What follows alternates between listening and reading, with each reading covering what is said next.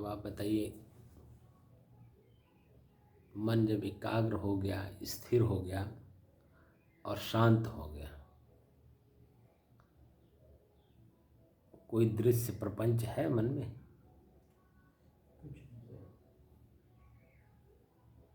कल जो मैं वस्त स्थिति की बात कर रहा था, तो वस्त में जब अपने आप में हो जाता है तो पता चलता है। जैसे पानी का रूप रंग जो है पानी में जब मिलता है तो वो पता चलता है कहीं। ऐसे ही जब हम स्वयं अपने आप में लीन हो गए तो कहीं अलग से कुछ अनुभव होता है कि अलग वस्तु जब अनुभव तब होगा जब मैं अलग हूँ तब ना। जब मैं वही हो गया तब क्या अनुभव होगा? क्योंकि दृश्य प्रपंच नहीं है वहाँ। न मन में कल्पना है, न आँख देख रहा है, न कान सुन रहा है, न पैर चल रहा है, यहाँ तक ये भी नहीं पता मैं बैठा हूँ। मैं ध्यान करने बैठा हूँ, ये भी बात रहती क्या उसमें? ये ध्यान जो है हम बैठ के या सो के या लेट के कैसे भी कर सकते हैं कि नहीं?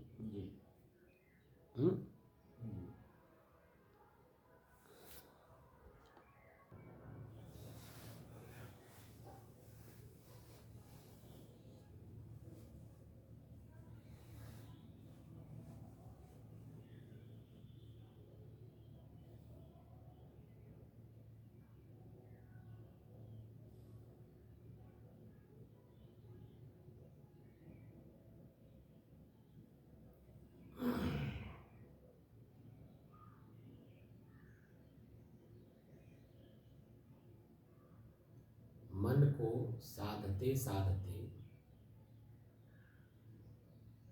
एकाग्र करते, स्थिर करते और शांत करते आज 476 दिन हो गए।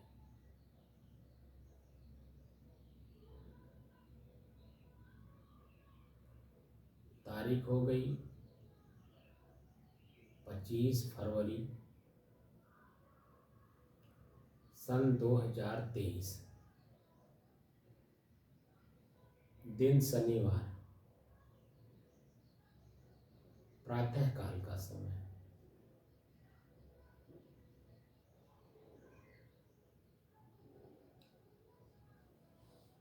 अंग्रेजी में कहते हैं मटेरियल माइंड।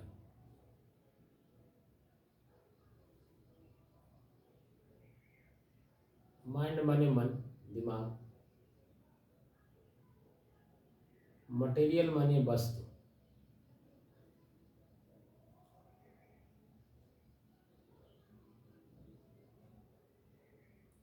हमारा दिमाग, हमारा मन मटेरियल माइंड हुआ है और उसी में हम सुख,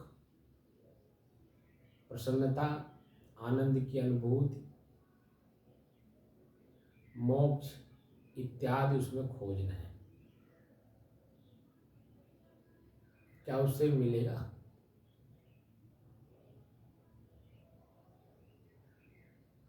क्यों राम जी? क्या वस्तु में मिलेगा? मटेरियल में वस्तु में कहाँ मिलेगा? वस्तु में नहीं मिलेगा। वस्तु में मिलेगा लेकिन बाहरी वस्तु से नहीं, अंदर वस्तु। स्वयं जो मैं एक वस्तु हूँ, स्वयं भी मैं एक वस्तु हूँ ना। जड़ और चेतन, प्रकृति और पुरुष।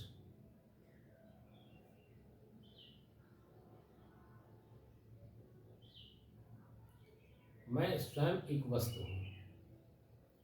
जब मैं स्वयं अपनी वस्तु में स्वयं में समाऊंगा तब तो मोक्ष होगा, सुख मिलेगा, आनंद मिलेगा। बाहरी वस्तु हमारे अंदर घुस नहीं सकता, बाहर की वस्तु बाहर ही रहेगी और बाहर की वस्तु ही अंदर घुसाने में लगे हुए हैं, दिन रात एक किए हैं।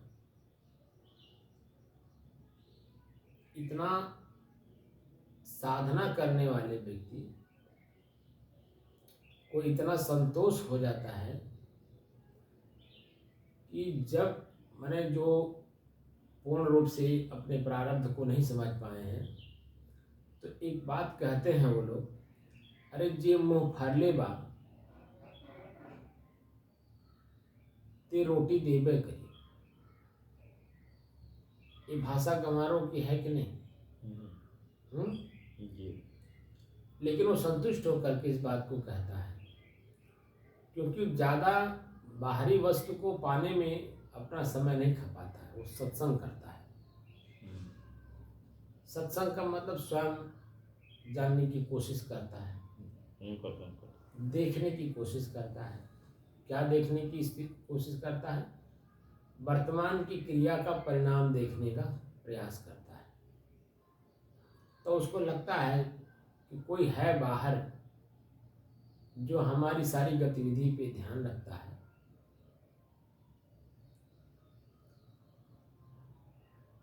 इसलिए वो ऐसा बात कहता है। लेकिन जब हम हमारे महापुरुष ऋषि कितने चतुर थे, समझदार थे, कि हम जैसे अज्ञानियों को ज्ञान की ढर्रे पर लाने के लिए, क्योंकि हम लोगों का जो दिमाग था, मन था, बुद्धि था, बाहरी वृत्ति में फैला हुआ था। मेरा घर, मेरा परिवार, मेरा समाज, मेरा खेत, मेरा जमीन, मेरा राज्य, मेरा ये, मेरा वो, मेरा ऐसा, मेरा वैसा, बाहर वृत्ति में जो मैं उलझा हुआ था, तो अंतर्वृत्ति में लाने के लिए उन्होंने कहा, यार ईश्वर से प्रेम करो, ईश्वर से प्रेम करो। एक दिन और मैं बोला था ना, 4-5 दिन पहले, जी। ईश्वर से प्रेम करो, भगवान को जानो और ईश्वर से प्रेम करो। तो जिस रहस्य से वो बोलते थे, वो रहस्य हम लोग जान नहीं पाते थे, तो बाहर खोजने के वहाँ मनमानी करते थे। भगवान को जानो और ईश्वर से प्रेम करो।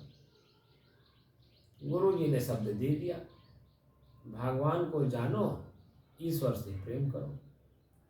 अब वो बेचारे गांव गढ़ी, घर द्वार, माई दादा कुल छोड़ दिए, एक जंगल में पेड़ के नीचे जा करके अब ईश्वर से प्रेम करने की तलख बढ़ रही है।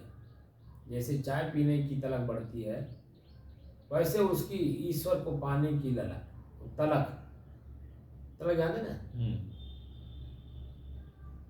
जो व्यक्ति किसी चीज की आदत बना लेता है, बीड़ी का, सुर्ती का, गांजा का, भांग का, दारू का, किसी भी चीज का, यहाँ तक कि ईर्ष्या करने की, निंदा करने की, चुगली करने की, बुराई करने की, जो अपने अंदर भी एक आदत सी बना लेती है, किसी भी चीज का बना लेता है, उसको समय समय से तलख लगती है। लगती कि नहीं? वही तो तलख जब लगती है तो कितना कष्ट देता है, जब तक को मिलता नहीं जी। वैसे ही ये ईश्वर और भगवान को जानने और ईश्वर से प्रेम करने के लिए गांव छोड़ दिए, परिवार छोड़ दिए, देश दुनिया छोड़ दिए, समाज छोड़ दिए, चले गए जंगल में, पेड़ के नीचे बैठे हुए हैं, ईश्वर से प्रेम करने और भगवान को जानने। बेचारे बाहर हो तब तो मिले, जिंदगी खपा दे रहे हैं, जवानी बचपना से लेके जवानी खपा दिए, अधेड़ अवस्था खपा दिए, जर्जर अवस्था आ गई, यहाँ तक कि शरीर भी छोड़ दे रहे हैं और उसी में लगे हुए हैं। इसी पॉइंट पे सदगुरु कबीर कहते हैं, बिरह की ओदी लाकड़ी सपचे औधुआए, दुखते तब ही बाँची हो जब सकलो जल जाए। विरह की ओदी लाकड़ी। अब ईश्वर और भगवान को जानने और ईश्वर से प्रेम करने का जो तलख लगी हुई है, विरह विरह जो लगी हुई है, विरह बनाई गई है, तलख लगी है, विरह बनाई गई है। अब आप बता दीजिए, कभी अपनी जो वस्तु है, अपनी वस्तु स्थिति को जब नहीं जानेंगे तो प्रकृति को कैसे जान पाएंगे? जब प्रकृति को नहीं जान पाएंगे तो उससे अपने आप को बचाएंगे कैसे? क्योंकि सारा खेल जो कुछ हो रहा है प्रकृति में हो रहा है और हम एक तरफा भागे जा रहे हैं। बस एक शब्द मिल गया, भगवान को जानना है, ईश्वर से प्रेम करना है। जिस रहस्य से ऋषियों ने शब्द का प्रयोग किया है वह रहस्य हम जान ही नहीं पाए, जीवन खपा दिए। क्योंकि ये मन को साधने की चीज है ना। जो दो शब्द दिए हमारे ऋषि, वह चंचल मन को साधने के लिए दिए, एकाग्र करने, स्थिर करने और शांत करने। जैसे उदाहरण ले लीजिए, आज के 2 दिन पहले आप लखनऊ गए। लखनऊ क्यों गए, एक प्रश्न हुआ। लखनऊ इसलिए गए कि आपके शरीर में एक पेसमेकर मशीन लगी है। जिस डॉक्टर ने कहा था, लगाया था, उस डॉक्टर ने कहा था कि 6 महीने पर आकर के एक बार दिखा लीजिएगा। ठीक है ना जी। 6 महीना बीत गया। अब मन में आपकी शंका हुआ, भाई दिखा लेना चाहिए। तो 6 महीने से ज़्यादा हुआ, कष्ट नहीं हो रहा है। जो परेशानी थी, जिस परेशानी को दूर करने के लिए पेसमेकर मशीन लगी थी, अब उस पेसमेकर मशीन लग जाने से जो परेशानी थी वो निकल गई। अब पेसमेकर का जो परेशानी है वो डॉक्टर को पता है।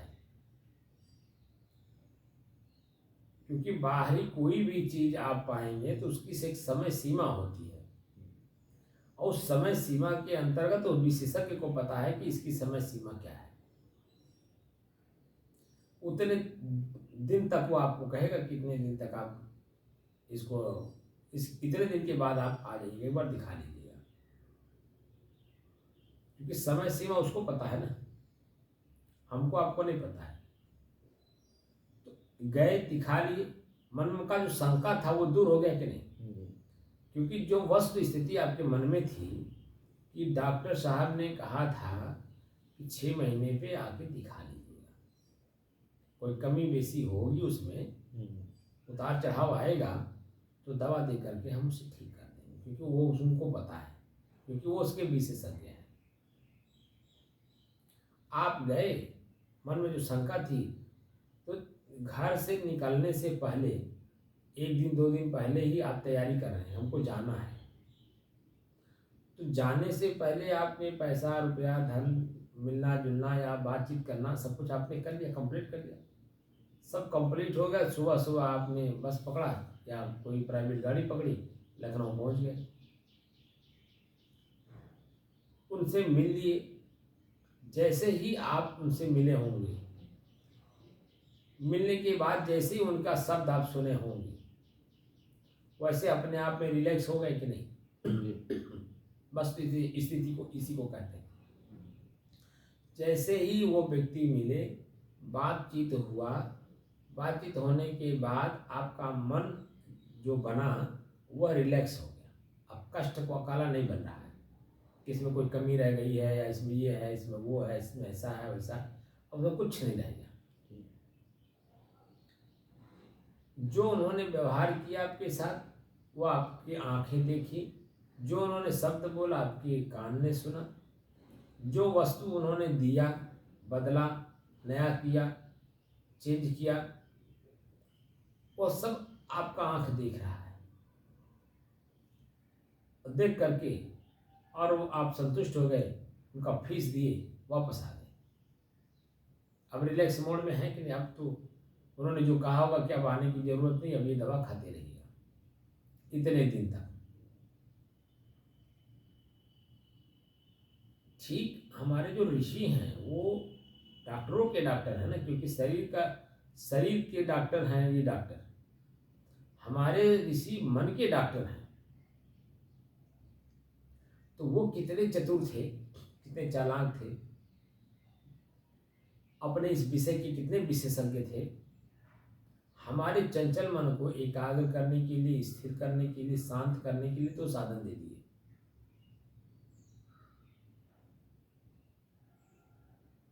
भगवान को जान लीजिए। तो हम उनसे प्रश्न नहीं कर रहे हैं कि भगवान कौन है, कहाँ रहता है, कैसा है, किस रूप रंग का है, कहाँ मिलेगा, हमसे वो मिल सकते हैं कि नहीं, मैं उनसे मिल सकता हूँ कि नहीं, कैसे जानेंगे, कैसे देखेंगे। अगर मैं प्रश्न करता हूं उनसे, क्योंकि जब मन तो एकाग्र है नहीं, खाली सुन लिए, चंचल मन है, कान में शब्द पड़ गया, उस समय में हम शब्द का विश्लेषण नहीं किए। बाद में जब मन एकाग्र हुआ, स्थिर हुआ, शांत हुआ, तब वो कान में वो शब्द गूंजने लगा। अब वो ऋषि हैं नहीं, दूर हैं, उनसे मिल नहीं सकते, अब उसी शब्द को बोले कि गूंज रहे हैं। तो भगवान, ऋषि का कहना है, भगवान प्रकृति को कहते हैं, भगवान के बारे में जान लो और जान करके अपने आप में अपनी वस्तु स्थिति को पालो। जैसे ही आपके अपनी वस्तु जो चाहते हैं वो जब मिल जाता है तो मन निर्द्वंद हो जाता है कि नहीं? जी। निर्द्वंद, निश्चिंत और तृप्त, ये 3 शब्द हैं। और तीनों का प्रयोग वहीं एक जगह हो जाता है। जब हम जो चाहते हैं वो मिल जाता है, क्योंकि उसमें आगे ललक नहीं रह गई, जो कोई प्रश्न नहीं रह गया, कोई इच्छा नहीं रह गई, क्योंकि मैं जो चाह रहा था वो मिल गया। तो मोक्ष मैं चाह रहा हूं, जब तक वो मिलेगा नहीं तब तक तो ललक बनी रहेगी ना, इच्छा बनी रहेगी, और इच्छा ही दुख का कारण है, ये हमारे ऋषि कह रहे हैं। वासना एक शब्द दिया उन्होंने, वासना का मतलब ही होता है इच्छा और कल्पना, यही दुख के कारण है। इन्हीं की निवृत्ति करने के लिए हम अध्यात्म में आए हैं, भजन जो करने आए हैं, भजने आए हैं ना। भज शब्द का अर्थ होता खंड खंड करना, विभाग करना, बस स्थिति को जानना।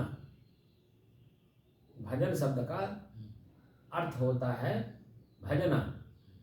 भजन, भज शब्द का अर्थ होता है, नहीं, भज धातु से भजन शब्द बना है, तो भज धातु का अर्थ होता है खंड खंड करना, विभाग करना, बस स्थिति को जानना,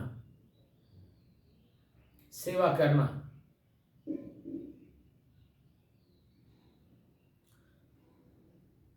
तो जब खंड खंड करने की बात कर रहे हैं, तो जो भी प्रश्न आता है आपके सामने, जो दृश्य आपके सामने आया, कान के सामने, आंख के सामने, जीभ के सामने, हाथ के सामने, पैर के सामने, लिंग के सामने, जो दृश्य सामने पड़ा या कल्पना की कोई दृश्य सामने आई, उस दृश्य को पकड़ लीजिए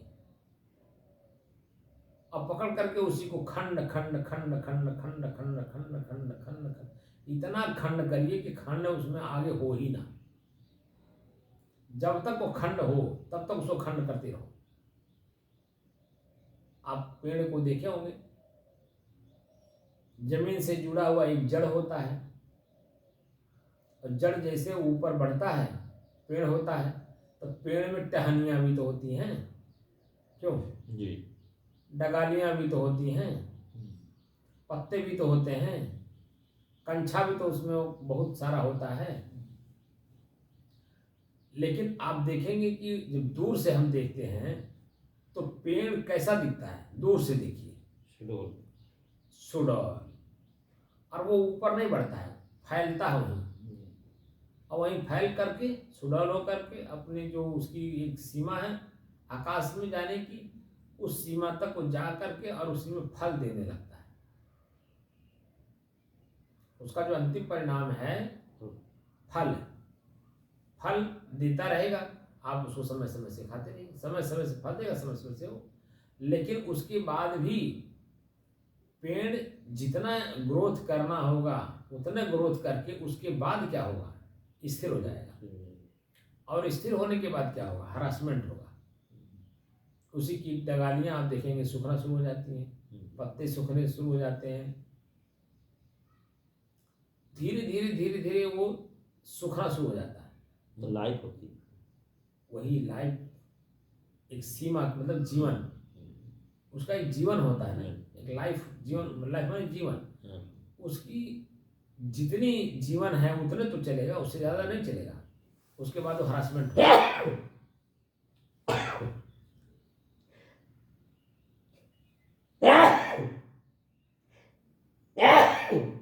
बीज के साथ वस्तु अलग अलग 5 वस्तु उसमें मिल गए बीज के साथ, माटी, पानी, आग, हवा, आकाश। अब वो जब तक उनकी सीमा है तब तक वो उसको बरकरार रखेंगे, ग्रोथ करेंगे, मैंने बढ़ाएंगे उसको, एक समय ले आकर के उसको स्थिर कर देंगे और उसके बाद हरासमेंट करेंगे। तो वस्तु स्थिति उसकी क्या है, जो मिट्टी का कण आपको एक पेड़ के रूप में दिखाई दे रहा था, वह मिट्टी का कण अंत में मिट्टी का कण ही बन के रह जाता है। ये ना उसकी वस्तु स्थिति है। सभी की वही है, तो शरीर भी वही है, उसकी प्रकृति में सभी है। की स्थिति वही है। प्रकृति की भी जो शरीर है ये तो प्रकृति है ना। तो प्रकृति का जो नियम है वही तो समझाने की हम लोग कोशिश कर रहे हैं कि बाहर उदाहरण देने का मतलब वो आप अपने को समझिए, वह खाली एक एग्जाम्पल दिया जा रहा है। जो भी कुछ है सब ना प्रकृति है। ये तो स्थूल दिखाई दिया शरीर, शरीर के बाद जो सूक्ष्म शरीर है मन, वो भी प्रकृति, चित्त जो अनुसंधान करता है वो भी प्रकृति, बुद्धि में जो निश्चय होता है वो भी प्रकृति, अहंकार से जो कर्म होता है वो भी प्रकृति। तो आखिर पुरुष कौन है? हम पुरुष को जानने बैठे हैं ना, भजन करने बैठे हैं, पुरुषत्व का ज्ञान करने। मैं स्वयं इनका उपभोक्ता, मैं स्वयं दिखाई देता नहीं, क्योंकि मैं स्वयं ही हूं ना। तो बात देखेंगे कैसे?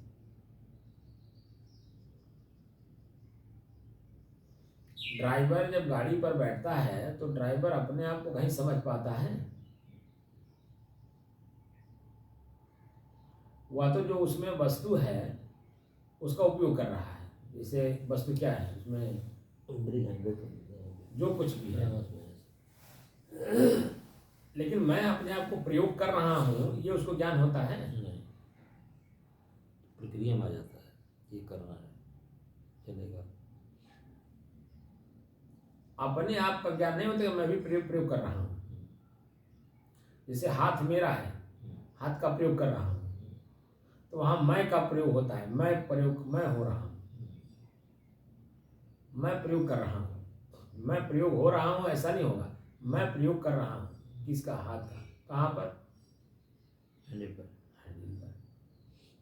पैर का प्रयोग कर रहे हैं कहाँ पर? ब्रेक पर है और गियर पर, एक्सीलेटर पर। बहुत है।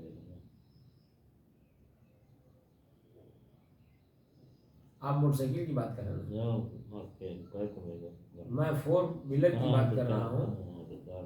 एक्सीलेटर पैर के नीचे ही होता है ना।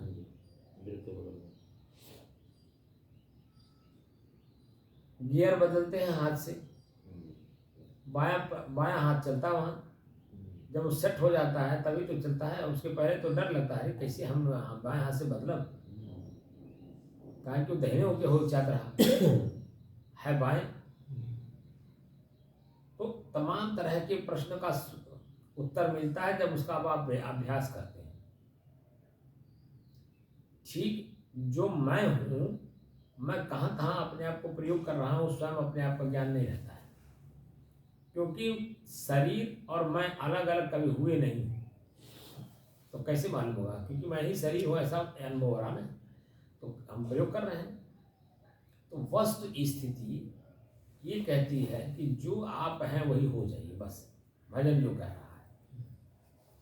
कि जितनी चीज़ों को आपने पहले से मिला लिया अपने आप में, वही दुख के कारण हुए।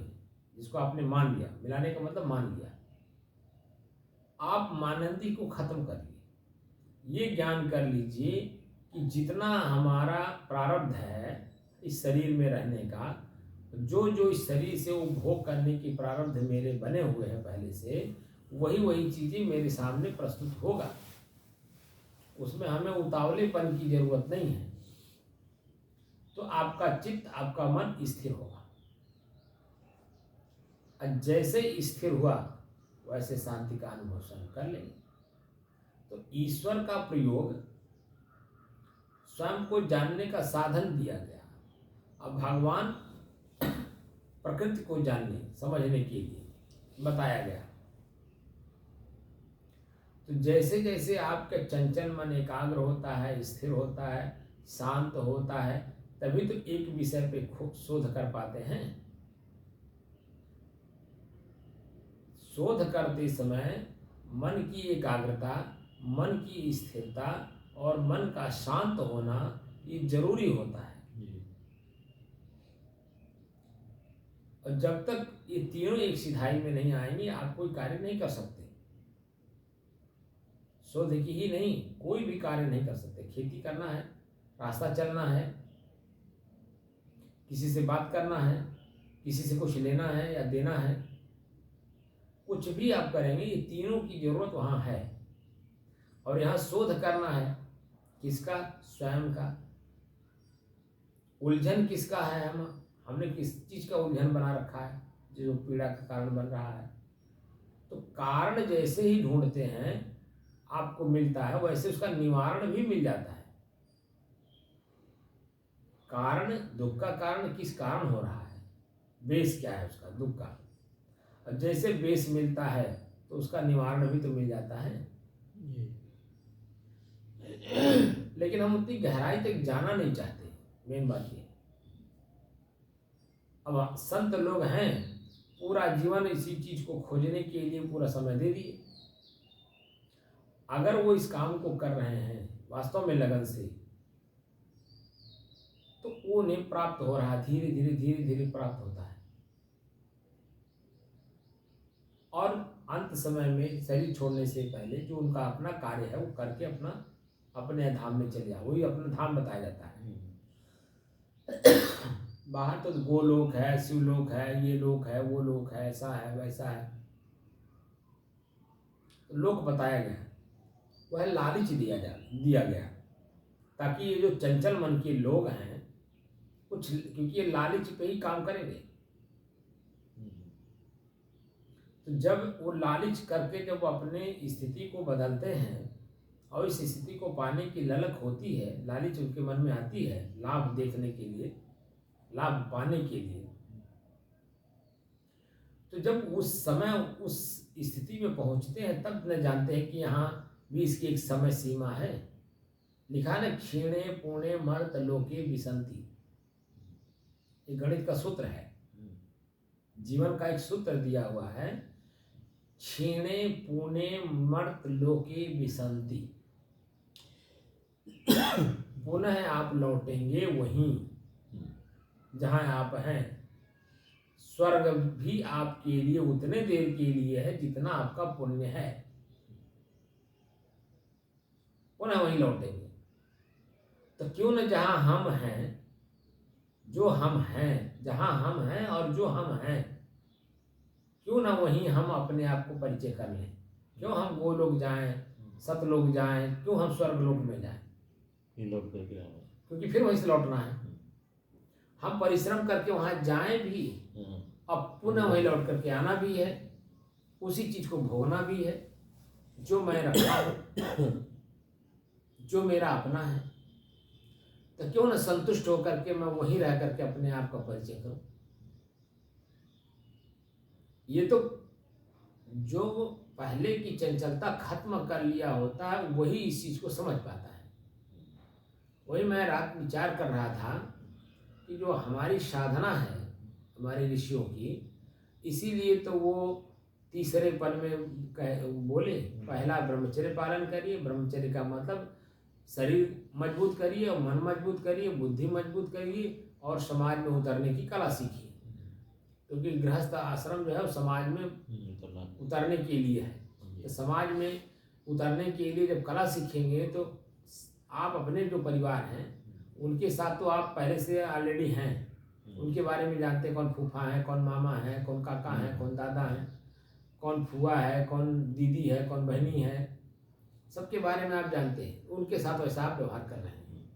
लेकिन एक समाज और भी तो जुड़ेगा, जो आपकी पत्नी आएगी शादी करके, उसके भी तो अपने एक सिस्टम आपके साथ जुड़ेंगे।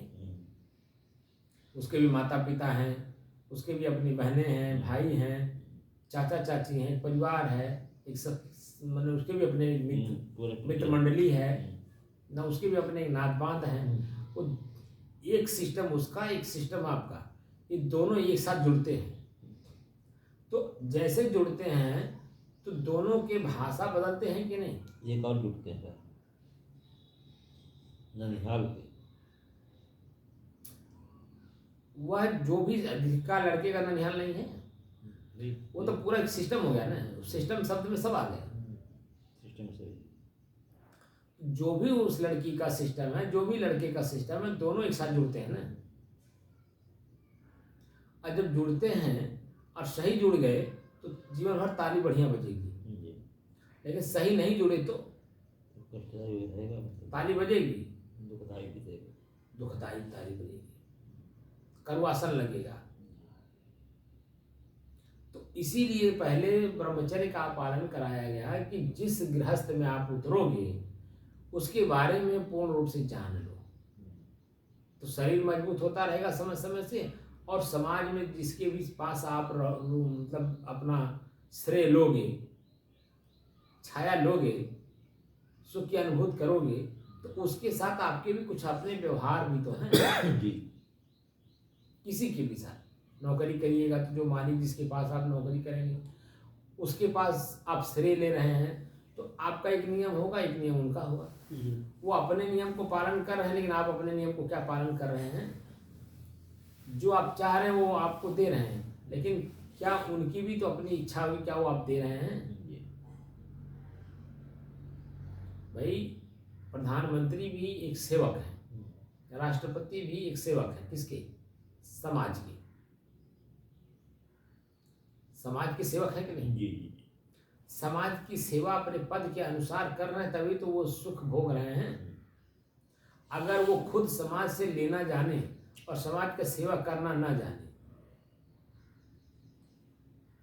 तो समाज को दुखी किए रहेंगे, तो क्या वो सुखी होंगे?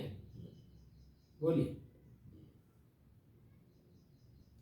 तो मूल चीज यही सिखाया जा रहा है कि खुद को जानो कि मैं समाज में जब जाऊंगा तो क्या लेकर के जाऊंगा, क्योंकि मैं भी तो कुछ लेके जाऊंगा तभी तो कुछ मिलेगा। पहले अधिकारियों से लोग मिलने जाते थे तो अपने घर में जो कुछ भी रहता था वो लेके जाते थे। कोई दही लेके जा रहा है, कोई भेली लेके जा रहा है, कोई दूध लेके जा रहा है, भेंट। तो भेंट जो क्या है, जो आपके पास है भाव से लेके जाना है कि ये चीज़ें उनको हम देंगे और ये चीज़ें उनसे हम पूछेंगे। तो भेंट दिया जाता था और भेंट लिया जाता था, तो दोनों के संबंध आजीवन बन जाते थे। लेकिन हम भेंट दे ही नहीं रहे, खाली लेने जा रहे हैं, तो क्या होगा?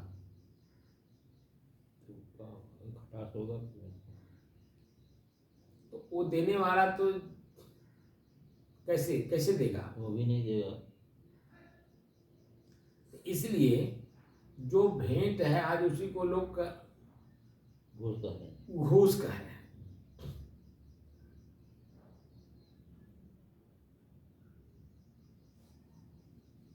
तो इच्छा अनुसार लोग कल ले जाते थे भेंट, अब तो मांग रहे हैं, तुम खुश हो गए। इच्छा रहा सब भेंट रहा। अरे भाई, जो बैठा है वहाँ पे कार्य कर रहा है उसके भी तो अपने पेट हैं, उसकी भी तो अपनी कुछ इच्छाएं हैं। हम अपनी इच्छा लेकर के गए तो मूल तत्व यही कह रहा है ना कि आप दीजिए और लीजिए, या ले लीजिए तो पहले ले लीजिए तो बाद में दे दीजिए, ताकि संबंध तो बना रहे। आप एक बार ले लेंगे क्या दोबारा भी जाएंगे? लेकिन अगर दिए रहेंगे तो दोबारा भी जाएंगे। तो आदान प्रदान एक शब्द आता है, व्यवहारिक प्रक्रिया है। ये व्यवहारिक प्रक्रिया ही सिखाई जाती है। जैसे जो गुरुकुल में विद्यार्थी पढ़ते थे वो समाज को शिक्षा देते थे, जैसा जो शिक्षा अपना प्राप्त किया रहता है।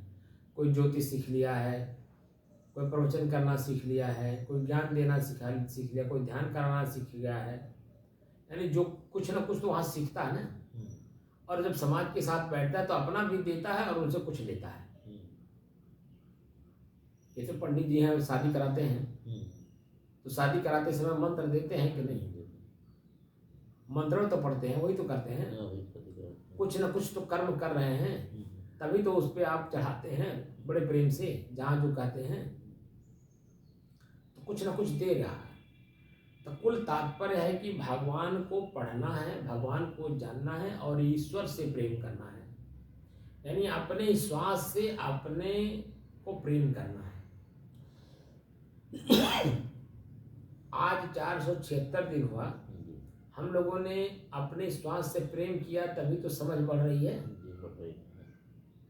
अगर श्वास से प्रेम न किए होते, अलग न देखे होते, अभ्यास न किए होते, तो आज जो फल मिल रहा है उसका, कि किसी भी वस्तु का परिणाम तुरंत हम देख ले रहे हैं, ये कैसे मिलता? इसी को कहते हैं दिव्य दृष्टि। भगवान शंकर जी के पास तीसरी नेत्र कौन सी थी? दिव्य दृष्टि ही तो थी। और दिव्य दृष्टि का मतलब होता है परिणाम दृष्टि। किसी भी वस्तु को छूने से पहले उस वस्तु स्थिति के बारे में जब जानकारी होती है तो क्या दोबारा छूते हैं हम उसको? यही तो दिव्य दृष्टि है। तो आप अपने आप को संसार के अग्नि से बचाते हैं कि नहीं? और अग्नि के अंदर जब आपका पैर पड़ जाएगा तो जलाने के अलावा, जलने के अलावा कुछ मिलना है? तो इच्छा ही अग्नि है, और जैसे ही इच्छा रूपी अग्नि में आपने पैर रखा तो जलना ही जलना है।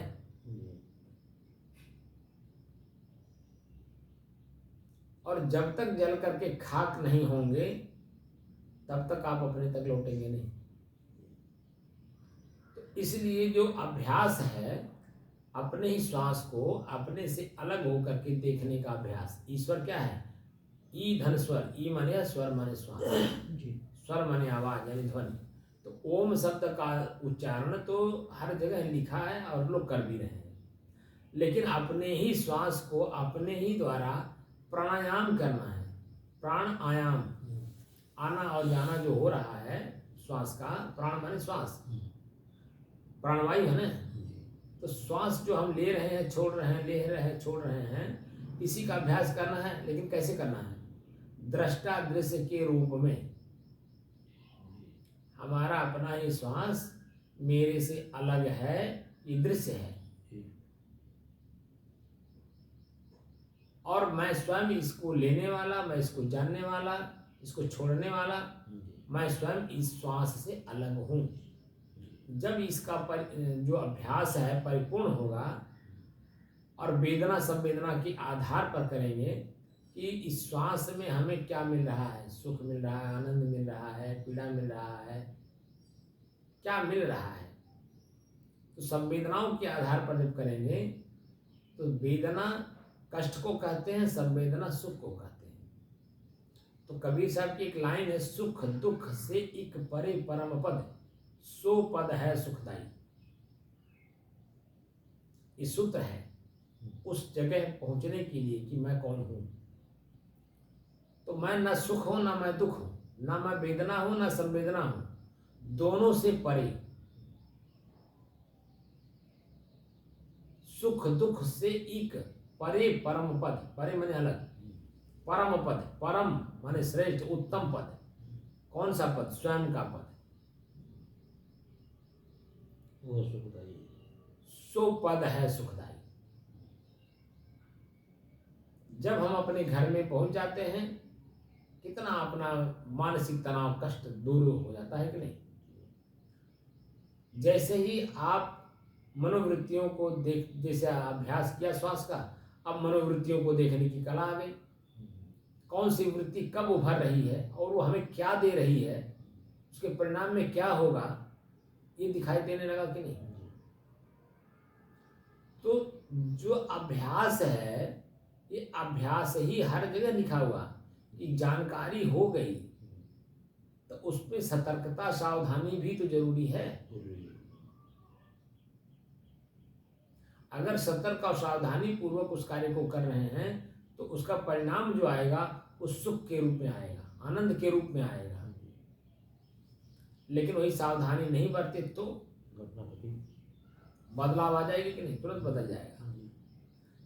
तो कुल मूल मिल करके तात्पर्य है स्वयं को जानना है और स्वयं के द्वारा ही जानना है। तो हमें क्या करना है, अपने श्वास को अपने से अलग हो करके पहले अभ्यास करना है। वस्तु अलग है तो अलग है तो उसका क्या काम करना है, उसका उपयोग क्या है और कब करना है, कैसे करना है, कितना करना है, किस रूप में करना है और किस लिए करना है।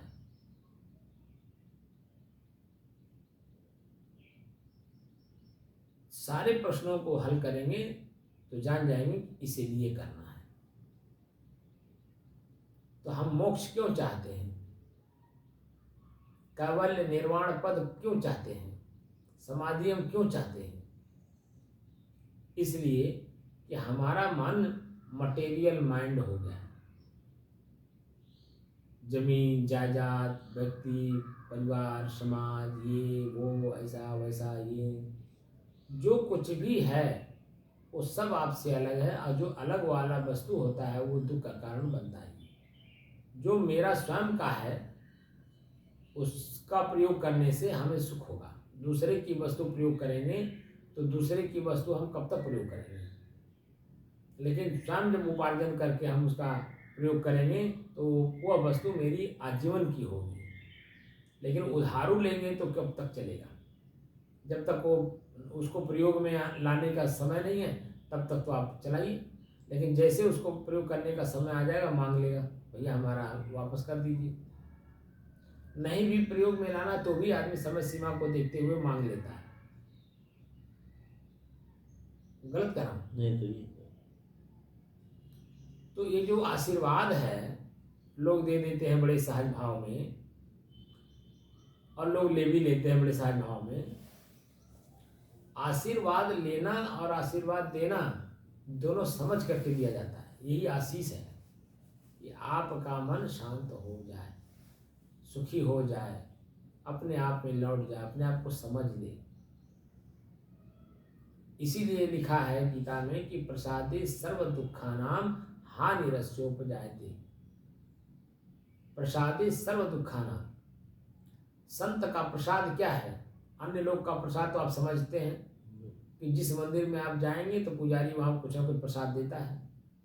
संत के पास जाते हैं तो वहां भी तो कुछ प्रसाद मिलता है। वो कौन सा प्रसाद है, क्या जानकारी है आपको?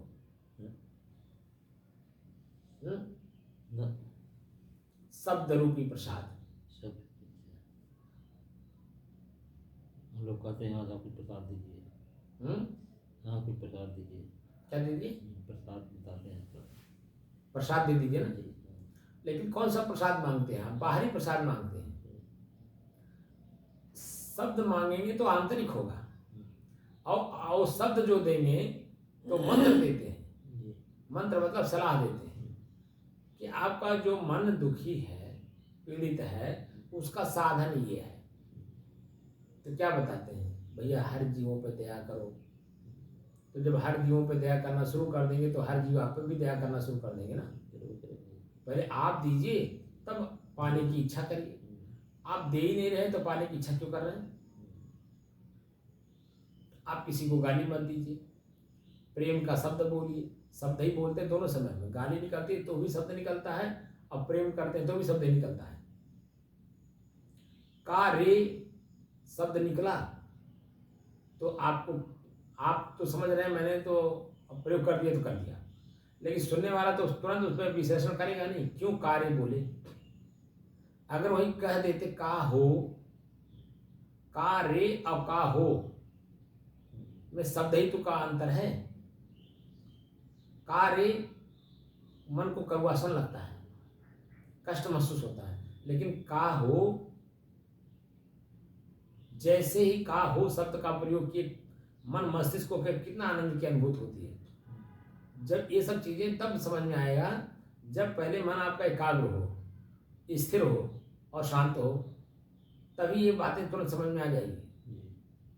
का हो शब्द जैसे बोले तैसे आपका मन निश्चिंत है, लेकिन का रे शब्द का तैसे तुरंत मन आपका एक्टिव हो गया। हमको का रे क्यों बोले, हम कौन गलती कर दिए हैं, हमको कार्य बोल रहे हैं।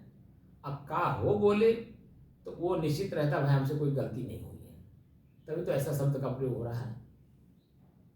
तो संत जो देते हैं प्रसाद वो शब्द रूपी प्रसाद देते हैं, और शब्द को जो शब्द के रूप में प्रसाद के रूप में समझता है वो ग्रहण कर लेता है, सिरोधार्य करता है और अपने जीवन का कल्याण कर लेता है। तो ये जो साधना हम लोग सिखाते हैं संत महात्मा ऋषि मुनि, वह शब्द ही के माध्यम से तो आपको अपने तक पहुंचाते हैं। जैसे भगवान और ईश्वर शब्द ही तो है, हमने आपको दे दिया, अब आप उस पर मंथन करो कि भगवान कौन है, कहाँ रहता है, कैसा है, किस रूप रंग का है, वो मिलेगा भी कि नहीं मिलेगा, मिलेगा भी तो कहाँ मिलेगा, कैसे मिलेगा, कौन से साधन से मिलेगा, कहाँ जाने से मिलेगा। अब तरह तरह का प्रश्न आपके मन में उठेगा, जो कि वहीं तुरंत प्रश्न नहीं पूछ रहे कि भगवान शब्द क्या है, ईश्वर शब्द क्या है, कहाँ कौन है, कहाँ मिलता है, कैसे मिलता है, किस रूप में मिलता है, ये वस्तु स्थिति है या साधन है। अगर वहीं हम तर्क करते हैं, उसी को सत्संग बोलते हैं, तो वो बात पूरी समझ में आ जाएगी। लेकिन हम तर्क करते नहीं, समस्या तो यूँ है। अच्छा, कुछ चीज़ें ऐसी बिगड़ गई हैं कि लोग खाली बोलते चले जाते हैं, खाली सुनाते हैं।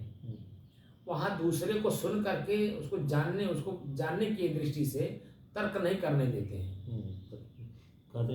कुतुमनी है, तब उसमें सरौता का, फलाने का, ठिकाने का वो और नास्तिक होने का भी प्रमाण दे देते हैं, तमाम तरह का।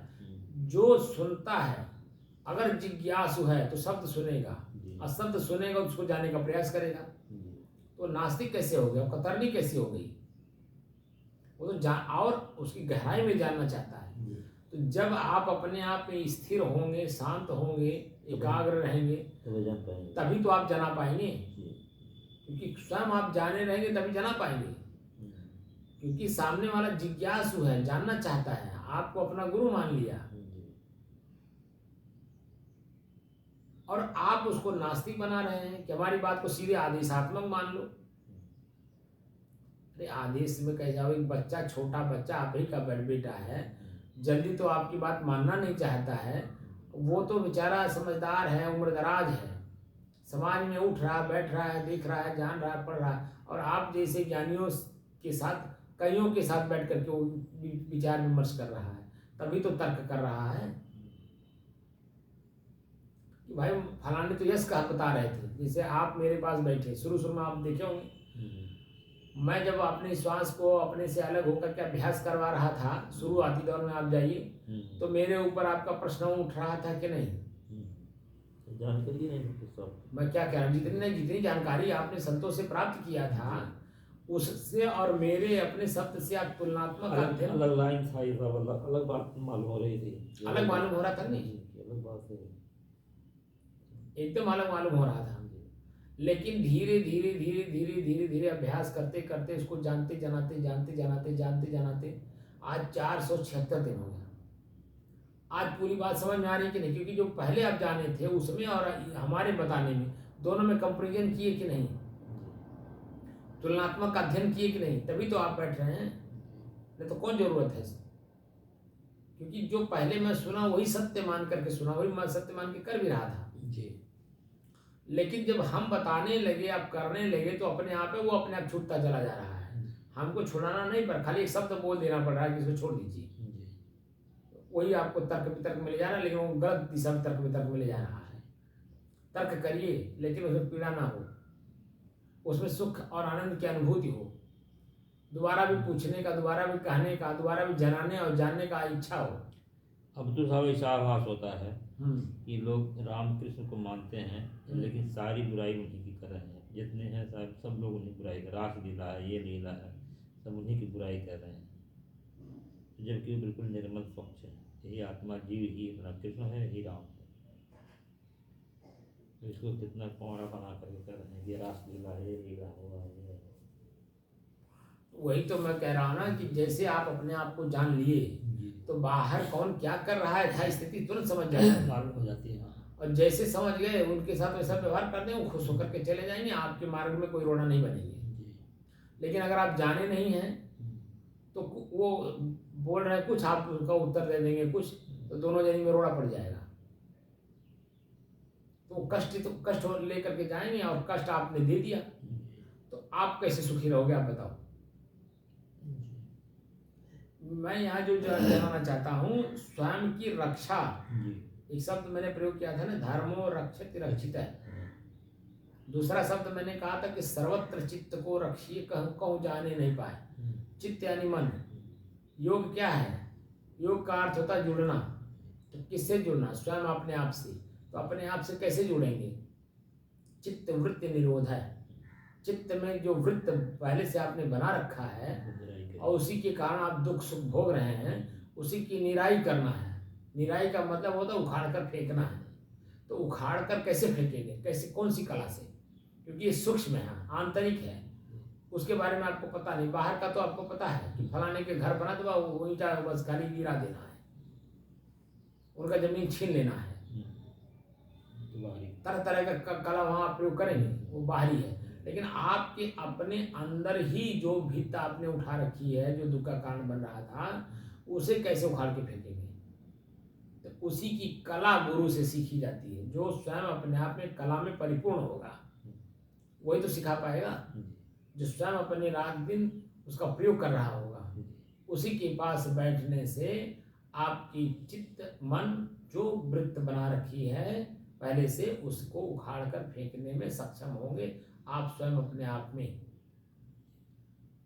बात समझ रहे हैं नहीं? मेरे पास आप बैठ रहे हैं, मैं अपनी तुलनात्मक अध्ययन करने के लिए आपको बार बार कहता हूं कि हमारी बातों पे और अन्य की बातों पे तुलनात्मक अध्ययन करिए। लेकिन कब? जब स्वयं अपने आप को जाने रहेंगे तब। तुलना कर मिलेगा। जब तक आप अपने आप को जानेंगे नहीं, तुलनात्मक अध्ययन कैसे करेंगे? तुलना कैसे करेंगे? जो तराजू और बाट है, तराजू और बाट अपने आप में स्वयं थोड़ी ना तुलनात्मक अध्ययन करते हैं, वो तौलते हैं किसी चीज को। तौलने वाला कौन है? तो वो सामान बेचने वाला ही समझेगा ना कि तराजू तो एक ही है, उसी पे एक पाव भी, एक 100 ग्राम भी, आधा किलो भी, 1 किलो भी, 5 किलो भी उसी तराजू से तौल के देता है। लेकिन मांगने वाले की इच्छा के अनुसार, क्योंकि उसके पास पैसा ही उतना है, कितना देता हूँ, जितना वो मांगे, शब्द बोले, शब्द में तो बोलेगा 100 ग्राम दे दीजिए, आधा किलो दे दीजिए, 1 किलो दे दीजिए, 5 किलो दे दीजिए, शब्द बोला। इसका मतलब है कि उतना उसके पास कीमत है वापस करने के लिए, क्योंकि हमारी वस्तु लेगा तो वो उतना वस्तु का कीमत वापस करेगा। तो हम उसी तराजू का और मैंने पलड़े का और क्या बोलते उसको, जो आधा किलो का बाट तराजू और बाट, तभी तो प्रयोग करेंगे। तो वो सौदा बेचने वाला समझ रहा है कि ये तराजू है, ये बाट है। जब मैं अपने आप को जानूंगा तभी तो जानूंगा तराजू और बाट का प्रयोग करूंगा। सामने वाले की जिज्ञासा जैसी आएगी वैसा मैं उसके साथ व्यवहार कर देता हूँ, वो अपना खुश होकर चला जाता है। गलत तो नहीं कह रहा हूँ? जी सही। तो जब हम मतलब हमारे ऋषि, हम ऋषि परंपरा के व्यक्ति हैं, तो हमारा कर्तव्य हम अपने ऋषियों की भाषा में हम स्वयं पहले परिभाषित हों। स्वयं को जब हम अपने ऋषि की परिभाषा में परिभाषित किए रहेंगे तभी तो मैं स्वयं के लिए भी लाभदायी होऊंगा और मेरे पास बैठने वाले लोगों को भी लाभ मिलेगा। अगर मैं स्वयं अपने ऋषि परंपरा में तो आ गया मैं, और ऋषि परंपरा का जो परिभाषा अपने जीवन में हम परिभाषित ना करें तो मुझे ही जब लाभ नहीं मिलेगा तो आपको कैसे मिलेगा? क्यों? गलत तो नहीं करना? सही। फिर लाभ आपको मिलेगा तो लाभ बांटेंगे आप। तभी लाभ बांटेंगे भाई। खेत में आप जब पैदा कर लेते हैं तभी तो सबको देते हैं, तो ये जो ये महंगा सबको देते रहेंगे। सबको देते रहेंगे। स्वयं खेत में आप पैदा ही नहीं करें, खेत आपके पास है, अब पैदावार नहीं है तो खुद कंगाल हैं, तो दूसरों को कैसे देंगे? तो वहाँ आपको अपने खेत, पहले तो खेत समझ में आ जाए और हम खेत के मालिक हैं ये समझ में आ जाए, तो समय का भी ज्ञान होगा कि किस समय में कौन सी चीज बीज बोया जाता है, अब बोने से पहले क्या क्या किया जाता है। ये नहीं कि बीज बो दिए तो तुरंत फसल काटने गए, उसका इंतजार भी करना होता है कितने दिन तक, समय समय से उसको पानी की, खाद की, निराई की, देख रेख की जरूरत पड़ती है कि नहीं? हर चीज का आप प्रयोग करते हैं कि नहीं? तो जो आप प्रयोग प्रत्यक्ष कर रहे हैं, अब वही प्रत्यक्ष मैं आपको सिखा रहा हूँ कि अपने अंदर में भी ये काम करना है, क्योंकि बाहर का लाभ तो हाथ में मिल रहा है, दिखाई दे रहा है आँख से, लेकिन ये अंदर की चीज, ये अनुभूत का विषय है, ये दिखाई नहीं देगा, ये सूक्ष्म है, स्थूल नहीं है। तो सूक्ष्म को सूक्ष्म के द्वारा ही तो जाना जा सकता है। जब आपका मन सूक्ष्म होगा तभी तो समझेगा, जब तक आपका मन सूक्ष्म नहीं होगा तब तक सूक्ष्म बातों को समझ नहीं पाएगा, वो तो ऊपर ऊपर ही तैरेगा। तो अंदर जाने के लिए हम पाठ पढ़ाते ही नहीं, ऊपर ऊपर जाने की पाठ तो हम जरूर सीख लेते हैं, पढ़ लेते हैं या पढ़ा भी देते हैं, लेकिन तृप्त नहीं हुए, संतुष्ट नहीं हुए, निश्चिंत नहीं हुए। तो ये जो साधन हम सीख रहे हैं या सिखा रहे हैं वर्तमान में, संत कबीर सहज समाधि योग साधना, इसकी व्याख्या हमने की भी थी। संत माने जो अपने ही मन इंद्रिय शरीर को शांत कर लिया हो, संत हो गया, वो संत का परिभाषा हो गया। कबीर का मतलब होता है अपने शरीर के, अपने इंद्रियों को जो जीते। काया माने काया, काया माने शरीर, वीर माने जीतना, अपने ही शरीर, अपने शरीर के इंद्रियों के विषय से अपने आप को बचाना, तभी तो जीतेंगे। जो लोग हनुमान चालीसा का पाठ करते हैं, मैं उनसे एक प्रश्न करता हूं कि हनुमान चालीसा का एक ऐसी लाइन बताओ जो हनुमान चालीसा का जान हो, उसका बेस हो। तो लोग पढ़ते तो जरूर हैं लेकिन जानते नहीं हैं, रटते जरूर हैं, पढ़ाते जरूर हैं, सुनाते जरूर हैं, लेकिन उसका मूल जो बेस है नहीं जानते।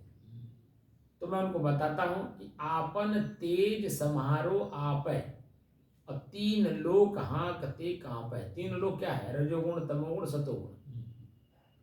ये जो तीन गुण के लोग हैं, ये प्रकृति में हैं, ये प्रकृति के लोग आपसे डरेंगे। क्यों? क्योंकि आपन तेज, अपना तेज स्वयं अपने आप में आप संभाल रहे हैं, मैं कौन हूं का परिभाषित कर रहे हैं, तो अन्य लोग डरेंगे। क्योंकि रास्ता चलते समय अन्य लोग जानते हैं कि भाई राही हैं, जा रहे हैं, तो कोई छेड़ता है किसी को, कुछ बोलता है?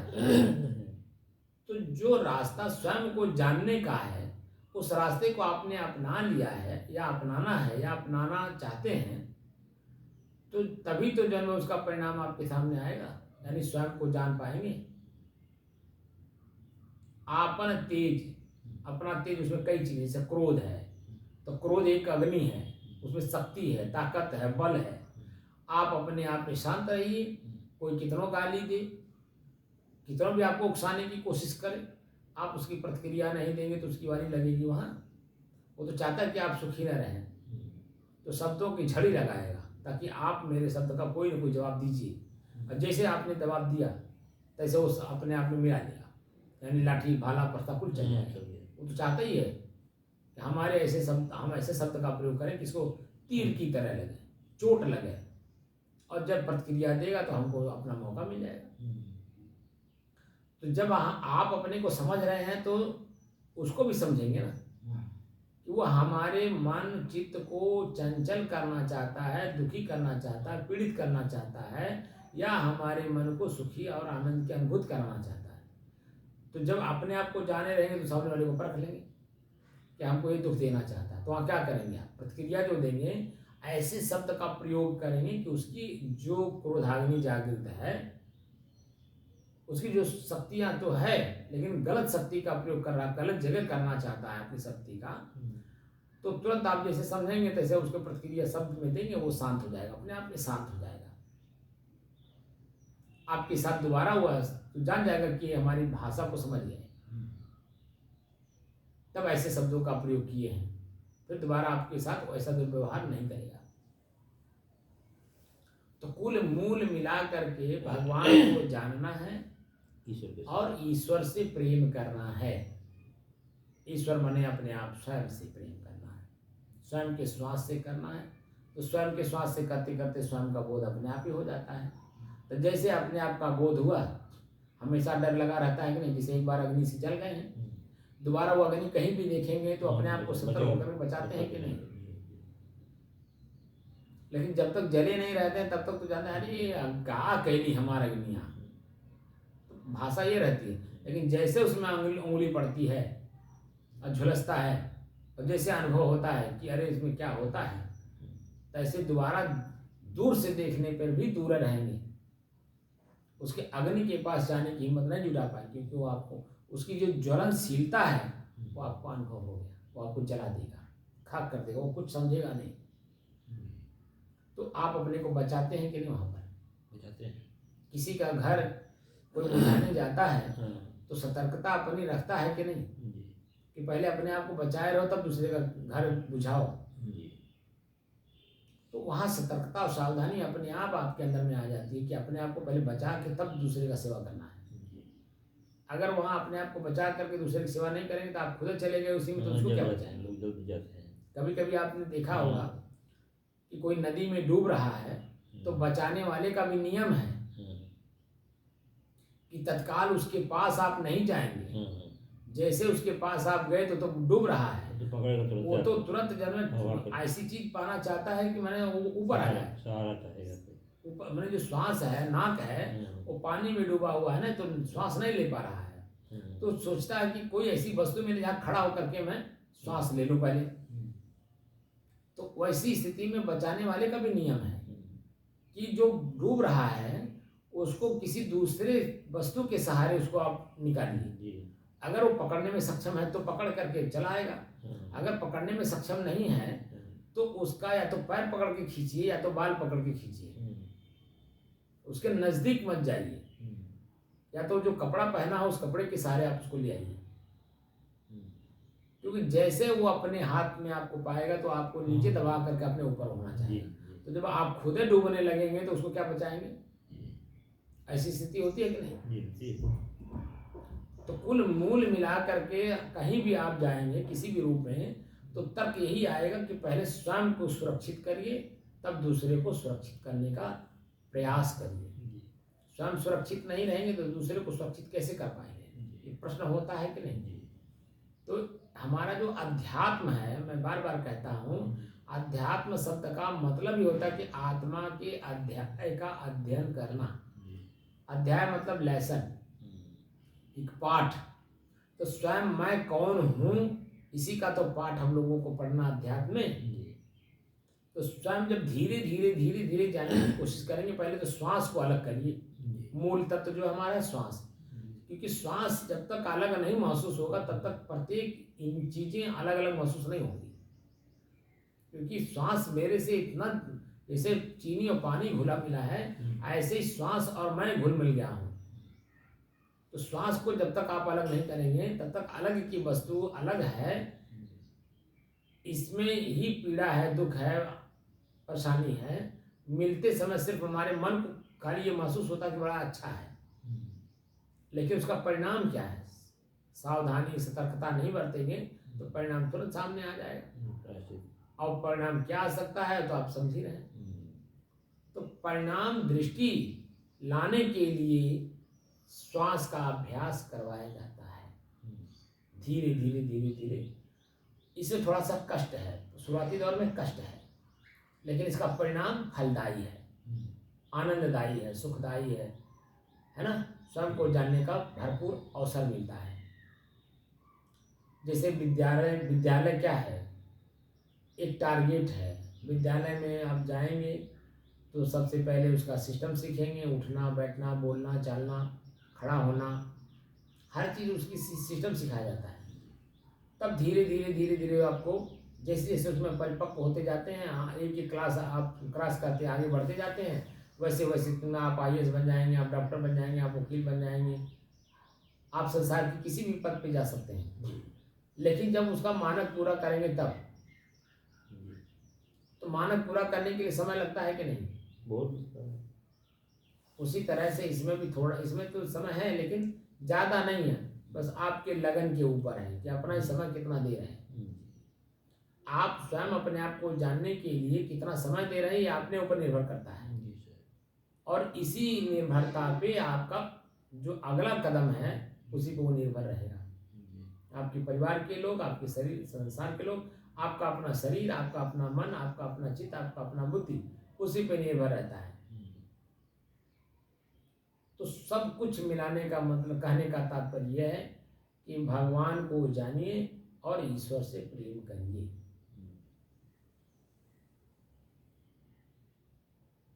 यह शब्द का मतलब होता है यह स्वयं जो हम श्वास ले रहे हैं इसको, क्योंकि कभी अपने से अलग महसूस नहीं हुआ ना, कि हुआ जी, लेकिन अब महसूस हो रहा होगा। अब तो महसूस होता, पूरा महसूस होता है।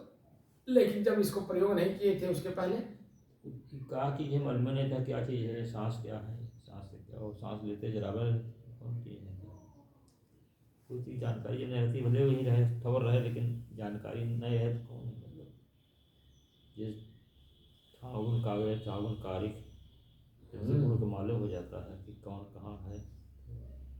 से मालूम हो रहा साहब, बहुत मालूम हो रहा है बात, मालूम हो रहा साहब, बहुत मालूम हो रहा धीरे धीरे। बड़ी कृपा आपकी है। हमारी कृपा नहीं है, आपकी अपनी कृपा अपने पर है। मैं तो सबको देना चाहता हूँ, कौन अपने ऊपर कृपा करना चाह रहा है बताइए? मैं तो सब पर कृपा करना चाहता हूँ, लेकिन क्या लेने वाले की कृपा स्वयं पर है? मूल बात तो ये है। इच्छा तो सबकी ऐसा है, सब यही चाहते हैं ले, कौन नहीं चाहता कि करोगे। नहीं नहीं, वो तो खाली तात्कालिक न है, खाली ऊपर ऊपर चाहने से नहीं ना होगा, कुछ करना भी तो, जैसे आप किए अपने ऊपर प्रयोग किए तब न, जब आप मेरी बात को समझ रहे हैं, ये हम तो सब नहीं हुए, जब प्रयोग किए तब ना। तो लोग तो खाली ऐसे, जैसे कैसे वो वकील साहब कहे कि हमारे ऊपर शक्तिपात कर दीजिए कि मैं शांत हो जाऊँ, तो मैं उनके शब्द का तुरंत उत्तर दिया कि नहीं, कि स्वयं कुआं खोदो स्वयं पानी पियो, स्रोत ऐसा बना लो स्वयं कुएं का कि उसमें से वो कम पड़बे नहीं करें, दूसरे को भी पिलाइए। हमारे गुरु जी ने हमको कुआं खोद करके स्रोत, स्वयं स्रोतित बना दिया ना, कि स्वयं पियो दूसरे को भी पिलाओ। अब वही मैं आप लोगों को चाहता हूँ कि स्वयं पियो दूसरों को भी पिलाओ। तो जब कुआं खोद लेंगे उसमें स्रोत मिल जाएगा तभी तो ऐसा संभव है। संभव तो तब है जब स्वयं को जानेंगे तब, और स्वयं को जानना ही नहीं चाहते, प्रयोग करना ही नहीं चाहते हैं, तो कैसे होगा आप बताइए?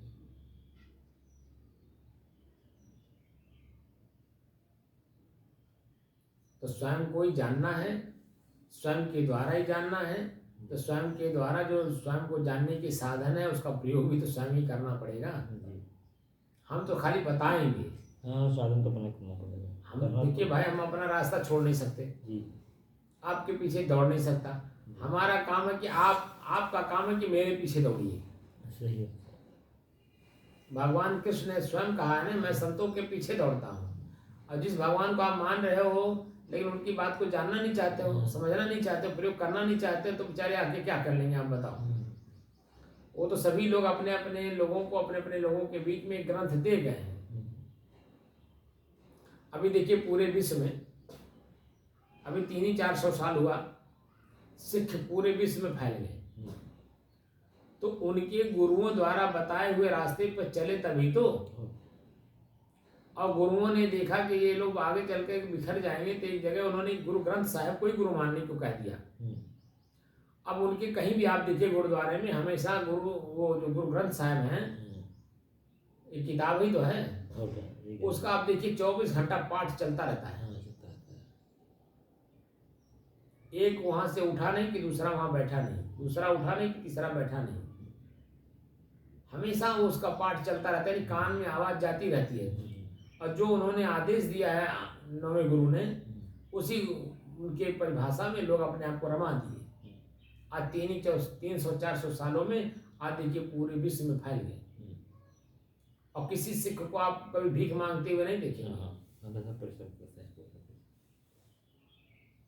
जो जिस लायक है वो समाज का उसी तरह से सेवा करके और स्वयं अपने आप का सेवा कर रहा है। तो अमीर जो है साहब गरीब को का वो तो मतलब धन दे करके उसको आगे बढ़ाता है। मैं क्या कह रहा हूँ जी, जो जैसा है उसके साथ वैसे ही तो व्यवहार कर रहे हैं। पहले अपने आप को मजबूत कर रहे हैं। अपने आप जब मजबूत रहते हैं तो उसी में से दूसरे को भी मजबूत करने की शक्ति वो आती है। जी, जी। तो गुरुओं की बात गुरु ग्रंथ साहिब को मानने से ही तो हो रहा है। हम लोगों का हजारों साल का सनातन धर्म किताबें भरी पड़ी हैं, लेकिन क्या कोई किसी की सुनने वाला है? इसीलिए तो बिखरा हो रहा है। पूरा विश्व किसी समय सनातन था, मानव धर्म से ओतप्रोत था। और जितने भी हुए हैं अपने अपने क्षेत्र में अपने अपने लोगों के बीच में मानवता का ही तो पाठ पढ़ा रहे हैं। कोई गुरु कोई धर्म आप बता दीजिए चोरी करना सिखाता है? कोई नहीं सिखाता। किसी को पीड़ा देना सिखाता है? कोई नहीं। सभी कैसे सिखाते हैं सब, तो पर बेकार के। तो मूल तत्व तो सब कुछ यही है कि मनुष्य का सेवा करें, जीव की सेवा करिए। तो जीव की सेवा जीव कैसे करेगा? जब स्वयं में सक्षम रहेगा तभी तो। और सब कुछ सब जगह भरा पड़ा है कि स्वयं अपने आप को सक्षम बनाओ और दूसरे को तब सेवा करो अपनी सक्षमता के अनुसार। हम स्वयं अपने आप को सक्षम बनाना ही नहीं चाहते तो दूसरे की सेवा कैसे करेंगे? आप बताइए। स्वयं दूसरे की सेवा करने की इच्छा है लेकिन स्वयं में आप अपने आप में परिपूर्ण नहीं है, कैसे होगा? तो संभव असंभव को स्वयं में संभव बनाना पड़ेगा, तभी संभव संभव हो सकता है। पास की वस्तु है, पास में है, सामने है, दिखाई नहीं दे रहा है। जैसे आप रास्ता जा रहे हैं, आपको हीरा मोती पन्ना पोखराज पत्थर का कोई ज्ञान नहीं है। हाँ, खाली इतना है कि लड़के में आपने गोली खेला है, कांच की गोली। तो कोई भी चीज चमकेगी तो आपको यही लगेगा कांच की गोली है। लेकिन अगर पत्थर के बारे में मालूम है और उसकी कीमत मालूम है तो अगर पन्ना पोखराज हीरा मोती मिल जाए, लाल मिल जाए, तो आप उससे माला माल हो जाएंगे कि नहीं? क्योंकि आपको उसके बारे में पता है। जो चमक कांच की गोली में वही चमक उसमें भी है, क्योंकि वो भी पत्थर है, वो भी पत्थर है। लेकिन एक की कीमत हम ही आप बना रखे हैं, समाज ने कीमत उसकी बना